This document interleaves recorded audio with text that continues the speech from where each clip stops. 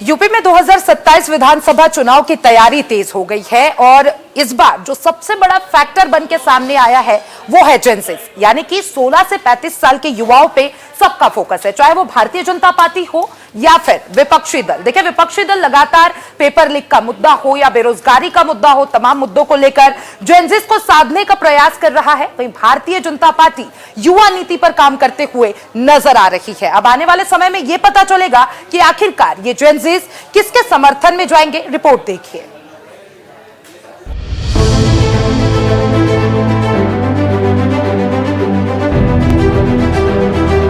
2027 चुनाव में नजर अब उस वोटर पर है जो यूपी की सियासत का अगला फैक्टर बन सकता है, युवा वोटर। मुख्यमंत्री योगी आदित्यनाथ ने कुछ दिन पहले अधिकारियों के साथ मीटिंग की। बैठक में फोकस था 16 से 35 साल के युवाओं पर।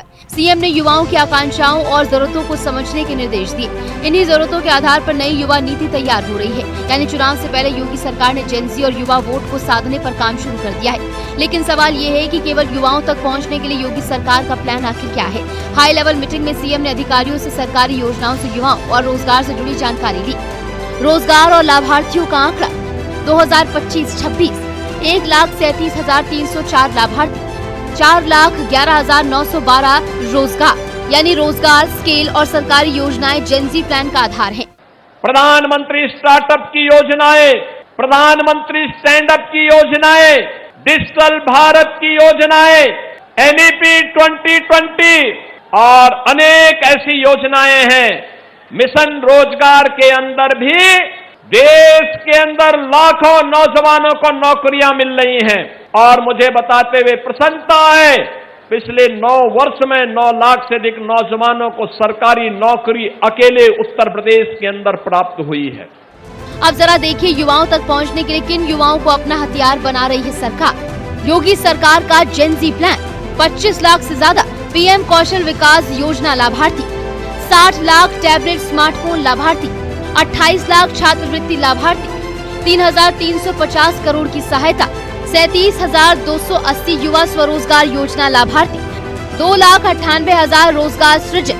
लेकिन 2027 चुनाव में इस युवा की कहानी सिर्फ सरकारी योजनाओं की नहीं है। विपक्ष युवाओं के उन्हीं सवालों को मुद्दा बना रही है जिनका सीधा रिश्ता उनके भविष्य से है। 2027 की डगर जेनज़ी पर नजर, पेपर लीक, परीक्षा व्यवस्था, फीस, रोजगार। यानी एक तरफ योगी सरकार युवाओं को स्केल और रोजगार के आंकड़ों से जोड़ रही है, तो दूसरी तरफ विपक्ष ये पूछ रहा है कि युवाओं को पढ़ाई पूरी करने के बाद नौकरी आखिर कैसे मिलेगी। यानी ये तो साफ है कि जेनज़ी की लड़ाई चुनावी मुद्दों की लड़ाई बन गई है। पूरे देश और उत्तर प्रदेश में जो पेपर लीक हुए हैं, ये पेपर लीक नहीं होते हैं, ये सरकार पेपर लीक कराती है। और पेपर लीक इसलिए कराती है क्योंकि नौकरी न देना पड़े, नौकरी ये देना नहीं चाहते हैं। मुझे याद है पुलिस भर्ती का कहीं पेपर लीक हो गया था जब समाजवादी सरकार थी।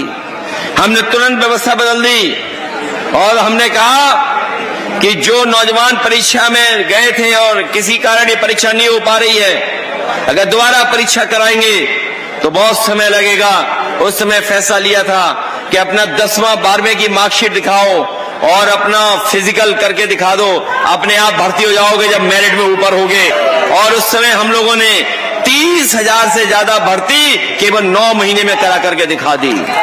मैंने आपको पिछली स्लाइड में मोदी जी की फोटो दिखाई, अमित शाह जी की फोटो दिखाई, अदानी जी की दिखाई, मोहन भागवत की दिखाई, मगर नफरत नहीं करनी है, सिस्टम बदलना है।